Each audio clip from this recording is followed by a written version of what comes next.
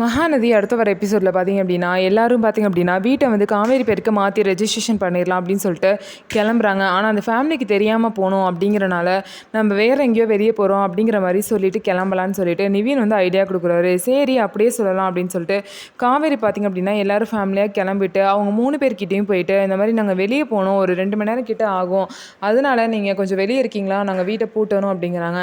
நாங்கள் எப்படி வெளியே இருக்க முடியும், அது வெளியே எப்படி குளிருது, இப்போ எப்படி வெளியே இருக்க முடியும் அப்படின்னு சொல்லிட்டு பார்த்தீங்க அப்படின்னா அந்த செகண்டாக வந்து ஃபேமிலிலாம் கேட்குறாங்க. அது மட்டும் இல்லாமல் அதுக்கு நாங்கள் என்ன பண்ணுறது, நாங்கள் எப்படி இந்த வீட்டை அப்படியே விட்டுட்டு போக முடியும், நாங்கள் பூட்டிட்டு தான் போகணும் அப்படின்னு சொல்லிட்டு ஆர்கியூமெண்ட் பண்ணுறாங்க. உடனே பார்த்தீங்க அப்படின்னா அந்த 2வது ஃபேமிலியில் வந்து கிருஷ்ணா வந்து பேசுகிறாங்க. 2 மணி நேரம் 3 மணி நேரம் ஆகுமா, ஆமாம் வீட்டை மாற்றி ரெஜிஸ்ட்ரேஷன் பண்ண போனால் அவ்வளோ நேரம் ஆக தானே செய்யும் அப்படின்னு சொல்லிட்டு சொல்கிறாங்க. ஐயோ இந்த விஷயம் எப்படி இவனுக்கு தெரியும் அப்படின்னு சொல்லிட்டு ஃபேமிலியே ரொம்பவே ஷாக் ஆகிடுறாங்க.